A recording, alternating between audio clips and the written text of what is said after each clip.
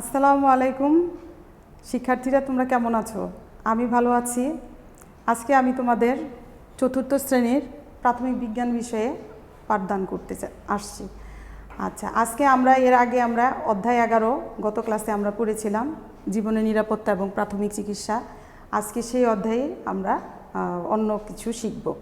যেমন গত ক্লাসে আমরা শিখেছিলাম কিভাবে পানিতে পড়া রুগীকে আমরা উদ্ধার করব, সেইটা আজকে শিখব আমরা শ্বাস প্রশ্বাস বন্ধ হয়ে গেলে রুগীকে কিভাবে আমরা সেবা যত্ন করব।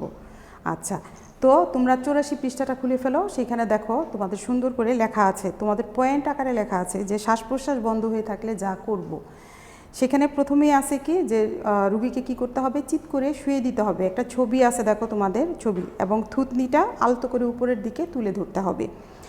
রুগীর নাক চেপে ধরে মুখে মুখ লাগিয়ে তারপর ফু দিতে হবে যতক্ষণ পর্যন্ত না রুগীর বুক ফুলে ওঠে, এবং এটা কিছুক্ষণ পর পর এরকম ফু দেওয়ার কার্যক্রম চালায় যেতে হবে। এরপরে ফু দেওয়ার পরে দেখতে হবে যে রুগীর বুক ফুলে উঠেছে কিনা। যদি বুক ফুলে না উঠে তাহলে তার অবস্থার পরিবর্তন করে আবার পুনরায় ফু দিতে হবে। হ্যাঁ, তারপরে দেখো একটা ছবি আছে ডান দিকে, সেই ছবির মতো করে কি করতে হবে, রুগীর বুকের মাঝখানে চেপে 30 বার করে আমাদের কি করতে হবে, চাপ দিতে হবে, উপর নিচের দিকে চাপ দিতে হবে, এবং খেয়াল রাখতে হবে যেন রুগীর বুকের উচ্চতা 1/3 পর্যন্ত দেবে যায়। রুগী শ্বাস না নেওয়া পর্যন্ত এবং ডাক্তার না আসা পর্যন্ত আমাদের এভাবে ফু দেওয়া এবং বুকে চাপ দেওয়া, এভাবে আমাদের এই কার্যক্রমটা চালায় যেতে হবে। আচ্ছা, এরপরে আসো দেখো বিদ্যুৎ স্পৃষ্ট হওয়া। 85 পৃষ্ঠায় দেখো তোমরা, মানবদেহের শরীর কিন্তু বিদ্যুতায়িত হয়, বিদ্যুৎ স্পৃষ্ট হয়। হ্যাঁ, খুব সহজেই আমরা বিদ্যুৎ দ্বারা আক্রান্ত হতে পারি। তো শরীরের কোনো অংশ যখন বিদ্যুৎ উৎসের সংস্পর্শে এলে আমরা বিভিন্ন ধরনের দুর্ঘটনার সম্মুখীন হতে পারি, যেমন পুড়ে যাওয়া অথবা হৃদস্পন্দন বন্ধ হয়ে মারা যাওয়া।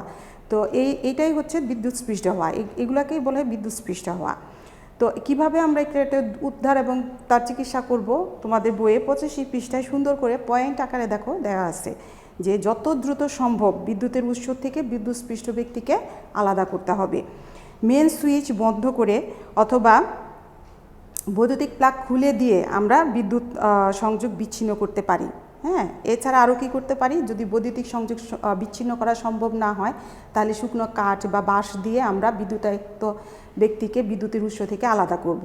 এক্ষেত্রে মনে রাখবে মাথার মধ্যে কখনো আঘাত প্রয়োগ করা যাবে না, হাতে পায়ে বা যে কোনো জায়গায় সেটা স্পর্শ করে তাকে আলাদা করতে হবে।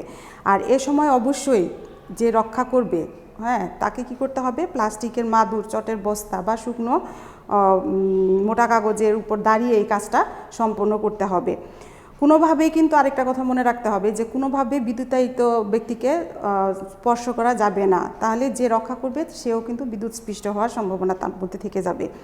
এবং যত দ্রুত সম্ভব রুগীকে ডাক্তারের কাছে নিতে হবে, এবং ডাক্তার না আসা পর্যন্ত রুগীর প্রাথমিক চিকিৎসা আমাদেরকে চালিয়ে যেতে হবে।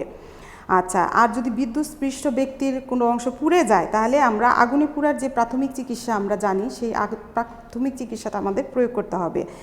আর আহত ব্যক্তি যদি শ্বাস না নেয় তাহলে আমাদের কি করতে হবে, ওই যে শ্বাস বন্ধ হয়ে গেলে আমরা যেভাবে রুগীর চিকিৎসা করি ঠিক সেভাবে আমাদের রুগীর চিকিৎসা করতে হবে। তাহলে আমরা এটাও জানতে পারলাম যে বিদ্যুৎস্পৃষ্ট ব্যক্তিকে কিভাবে আমরা বিদ্যুতের উৎস থেকে আলাদা করব। এরপরে দেখো তোমাদের 86 পৃষ্ঠার মধ্যে তোমাদের সুন্দর করে আছে সাপে কাটা।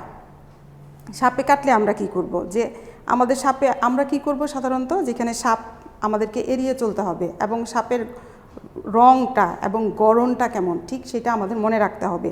আর যত দ্রুত সম্ভব সাপ ডাক্তারের কাছে সেই সাপের কাটা রুগীকে নিয়ে যেতে হবে। আর ডাক্তার না আসা পর্যন্ত আমরা কি করব, সাপে কাটা রুগীর ক্ষেত্রে আমরা কি করতে পারি, যে যথাসম্ভব রুগীকে স্থির রাখা। যেমন আমরা বলেছিলাম যে তোমার কিচ্ছু হবে না, তুমি ঠিক হয়ে যাবে, এরকম কথা বলে তাদেরকে সান্ত্বনা দেওয়া, এবং শরীরের যে অংশ সাপে কেটেছে তা বুকের অবস্থান থেকে যথেষ্ট নিচে রাখতে হবে, এবং কাটা স্থানের উপরে একটি দড়ি অথবা কাপড় দিয়ে শক্ত করে বাঁধতে হবে যেন রক্ত চলাচল করতে না পারে, এটা আমাদের সবসময় মনে রাখতে হবে। আর সাপে কাটলে যেটা করা যাবে না, হ্যাঁ, যা করতে পারবো না আমরা, হ্যাঁ, অনেক সময় আমরা কি করি, বিষ মুখ দিয়ে চুষিয়ে বের করার চেষ্টা করি, এটা কখনোই করা যাবে না। বিষ বের করার জন্য ক্ষতস্থানের মুখ দিয়ে চষা যাবে না, তারপরে ক্ষতস্থানের চারপাশের ত্বক কাটা যাবে না, হ্যাঁ, ক্ষতস্থানে বরফ লাগানো যাবে না এবং সাপ ধরার চেষ্টা করা যাবে না। হ্যাঁ, প্রয়োজন না হলে রুগীকে নড়াচড়াও করা যাবে না। আবার কি করি আমরা গ্রামে গঞ্জে অনেক সময় আমরা করি কি ওঝা বা সাপুরের কাছে নিয়ে যাই চিকিৎসা করানোর জন্য, এটাও কিন্তু করা যাবে না। তাহলে আজকে আমরা কিন্তু অনেক কিছু শিখতে পারলাম, তাই না?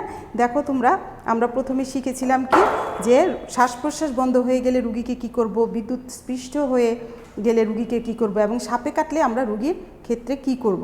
তাহলে দেখো তোমরা কিন্তু এইগুলোর মাধ্যমে এক প্রকার ডাক্তার হয়ে যাচ্ছ, তাই না?